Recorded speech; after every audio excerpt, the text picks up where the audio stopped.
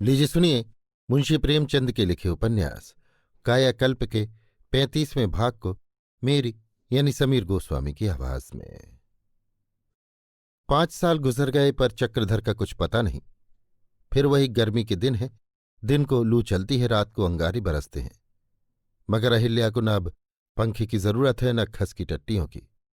उस वियोगिनी को अब रोने के सिवाय दूसरा काम नहीं है। विलास की किसी बात से अब उसे प्रेम नहीं है। जिन वस्तुओं के प्रेम में फंसकर उसने अपने प्रियतम से हाथ धोया, वे सभी उसकी आंखों में कांटे की भांति खटकती और हृदय में शूल की भांति चुभती हैं। मनोरमा से अब उसका वो बर्ताव नहीं रहा। मनोरमा ही क्यों, लौंडियों तक से वो नम्रता के साथ बोलती, और शंखधर के बिना तो अब वो एक क्षण नहीं रह सकती। पति को खोकर उसने अपने को पा लिया है। अगर वो विलासिता में पड़कर अपने को भूल न गई होती तो पति को खोती ही क्यों। वो अपने को बार बार धिक्कारती है कि चक्रधर के साथ क्यों न चली गई। शंखधर उससे पूछता रहता है, अम्मा बाबूजी कब आएंगे? वो क्यों चले गए अम्मा जी? आते क्यों नहीं? तुमने उनको क्यों जाने दिया अम्मा जी? तुमने हमको उनके साथ क्यों नहीं जाने दिया? तुम उनके साथ क्यों नहीं गई अम्मा? बताओ, बेचारे अकेले न जाने कहाँ पड़े होंगे। मैं भी उनके साथ जंगलों में घूमता। क्यों अम्मा, उन्होंने बहुत विद्या पढ़ी है। रानी अम्मा कहती हैं वो आदमी नहीं देवता है। क्यों अम्मा जी, क्या वो देवता है? फिर तो लोग उनकी पूजा करते होंगे।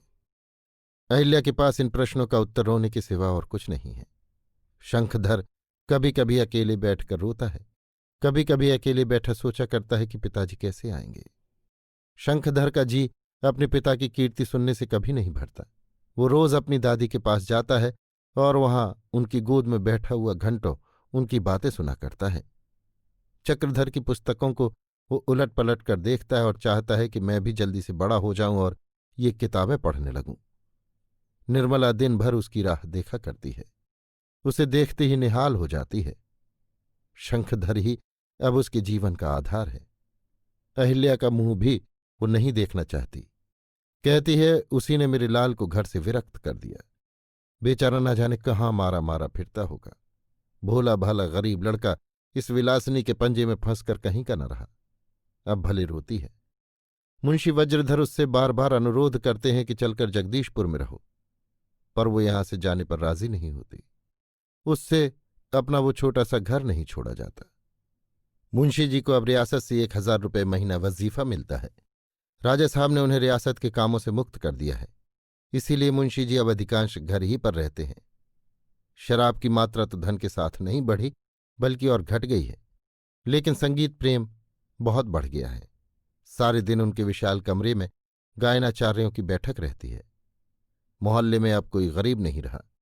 मुंशी जी ने सबको कुछ न कुछ महीना बांध दिया है। उनके हाथ में पैसा नहीं टिका, अब तो और भी नहीं टिकता। उनकी मनोवृत्ति भक्ति की ओर नहीं है। दान को दान समझकर वो नहीं देते, न इसलिए कि उस जन्म में इसका कुछ फल मिलेगा।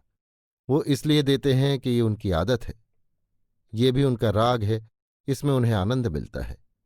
वो अपनी कीर्ति भी नहीं सुनना चाहते, इसीलिए जो कुछ देते हैं गुप्त रूप से देते हैं। अब भी प्रायः खाली रहते हैं और रुपयों के लिए मनोरमा की जान खाते रहते हैं। बिगड़ बिगड़ कर पत्र पर पत्र लिखते हैं, जाकर खरी खोटी सुना आते हैं और कुछ न कुछ ले ही आते हैं। मनोरमा को भी शायद उनकी कड़वी बातें मीठी लगती हैं।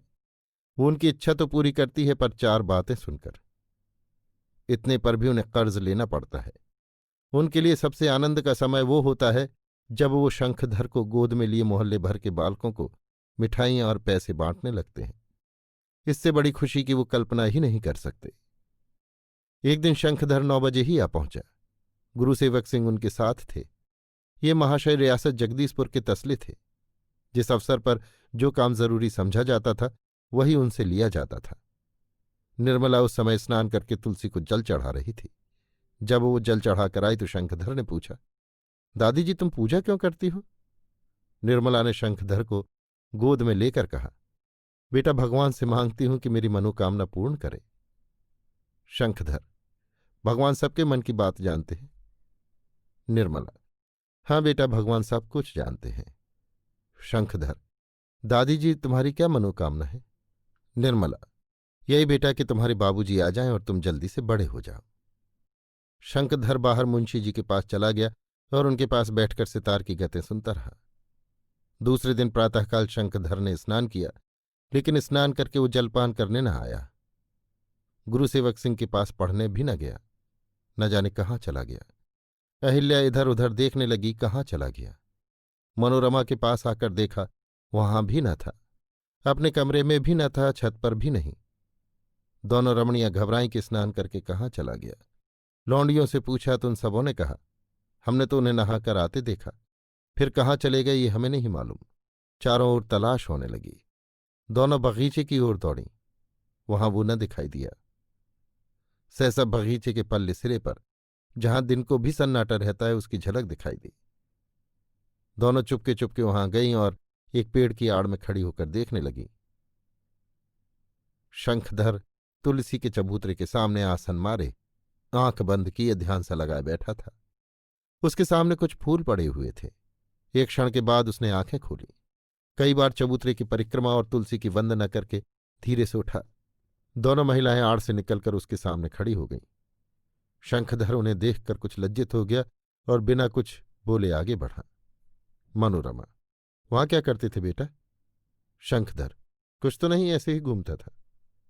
मनोरमा, नहीं, कुछ तो कर रहे थे। शंखधर, जाइए, आपसे क्या मतलब? अहिल्या, तुम्हें न बताएंगे, मैं इसकी अम्मा हूं, मुझे बता देगा। मेरा लाल मेरी कोई बात नहीं टालता। हाँ बेटे, बता क्या कर रहे थे? मेरे कान में कह दो, मैं किसी से न कहूंगी। शंखधर ने आंखों में आंसू भरकर कहा, कुछ नहीं, मैं बाबूजी के जल्दी लौट आने की प्रार्थना कर रहा था। भगवान पूजा करने से सबकी मनोकामना पूरी करते। सरल बालक की ये पितृभक्ति और श्रद्धा देखकर दोनों महिलाएं रोने लगीं। इस बेचारे को कितना दुख है। शंखधर ने फिर पूछा, क्यों अम्मा, तुम बाबूजी के पास कोई चिट्ठी क्यों नहीं लिखती? अहिल्या ने कहा, कहाँ लिखूं बेटा, उनका पता भी तो नहीं जानती। अभी आप सुन रहे थे मुंशी प्रेमचंद के लिखे उपन्यास कायाकल्प के 35वें भाग को मेरी यानी समीर गोस्वामी की आवाज में।